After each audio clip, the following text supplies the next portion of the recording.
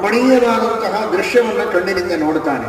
ಒಳ್ಳೆ ಹೂವು, ಒಳ್ಳೆ ಗಿಡ, ಒಳ್ಳೆ ಸಮುದ್ರ, ಆಕರ್ಷಕವಾದಂತಹ ಪ್ರಕೃತಿಯ ಸೌಂದರ್ಯವನ್ನು ಕಂಡಾಗ ಆ ಪ್ರಕೃತಿಯ ಸೌಂದರ್ಯವನ್ನು ಸೃಷ್ಟಿ ಮಾಡಿದ ಪ್ರಾಕೃತವಾದ ಅದ್ಭುತವಾದಂತಹ ಈ ವಿವಿಧ ವಿಚಿತ್ರವಾದ ಸುಂದರವಾದ ವಸ್ತುಗಳ ರೂವಾರಿಯಾದ ಪರಮಾತ್ಮನ ಆ ಸೃಷ್ಟಿಯ ಕೌಶಲವನ್ನು ನೆನೆದು ಅಗಾಧ ಅಂತನಿಸಿದರೆ, ಆ ಭಗವಂತನಲ್ಲಿ ಭಕ್ತಿ ಬಂದರೆ ಆಗ ಅದು ಜ್ಞಾನ ಸಾಧನ. ಇಂದ್ರಿಯಾರ್ಥೇಶು ವೈರಾಗ್ಯಂ ಅಂದ್ರೆ ಇದೇ ಕೊನೆಯದು ಅಂತ ಅದರಲ್ಲಿ ಮುಳುಗದಂತೆ ಪರಮಾತ್ಮನಲ್ಲಿ ನಮ್ಮ ಮನಸ್ಸು ಹೋಗಬೇಕು.